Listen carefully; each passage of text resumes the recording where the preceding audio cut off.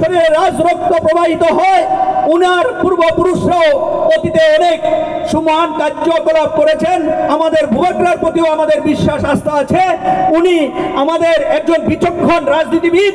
আমি আশা রাখি উনি আমাদের জাতি উপজাতির যে মৈত্রী মিলন ক্ষেত্র, মহান মিলন ক্ষেত্র এই ত্রিপুরা রাজ্যের পূর্ণ ভূমি, সেটাকে সেই মর্যাদার আসনে অধিষ্ঠিত করেছেন, সেই মর্যাদার ধারাবাহিকতা রক্ষা করবেন। এই জন্য আমি করে আসছেন, এজন্য আমি কৃতজ্ঞতা জ্ঞাপন করি মহারাজ প্রদ্যুৎ কিশোর মানিক্য বাহাদুর মহোদয়কে, এবং আগামী দিনেও উনি রাখবেন এই প্রত্যাশা আমার আছে। আমি একজন বাঙালি হয়েও আজ এখানে আপনাদের সামনে এই প্রতিশ্রুতি দিচ্ছি যে আমার বাঙালি যদি কোনো ভাইও অনুপ্রবেশকারী হয়, তার কোনো জাত ধর্ম বর্ণ আমরা দেখব না। আমরা সর্বতভাবে যে কোনো মূল্যে যে কোনো অবস্থায় আমরা তাদেরকে তাদের সব ভূমি অর্থাৎ কান্ট্রি অফ অরিজিন, সেটা হোক বাংলাদেশ, হোক পাকিস্তান, হোক মায়ানমার, সেখানে আমরা যে কোনো মূল্যে আমরা তাদেরকে প্রেরণ করেই ছাড়বো।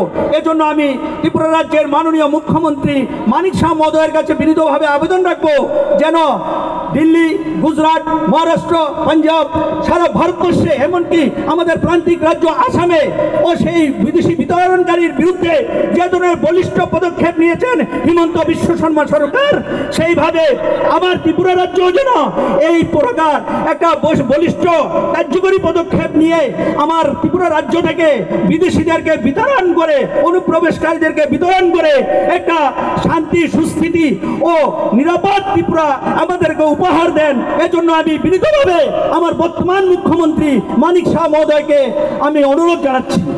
সর্বস্তরের বাঙালি ভাইদেরকে, যারা ভাই বোন যারা ত্রিপুরা রাজ্যে বৈধ নাগরিক আছেন, আমি প্রত্যেককে আহ্বান রাখছি, আপনারা কোনো অবস্থাতেই সম্পূর্ণ পরিচয় জ্ঞাত না হয়ে কোনো বিদেশি অনুপ্রবেশকারীকে বা সন্দেহভাজনকে আর্থিক লোভে বা টাকার লোভে বা কোনোভাবে তাদেরকে হোটেলে এবং বাড়িতে ভাড়া দিবেন না।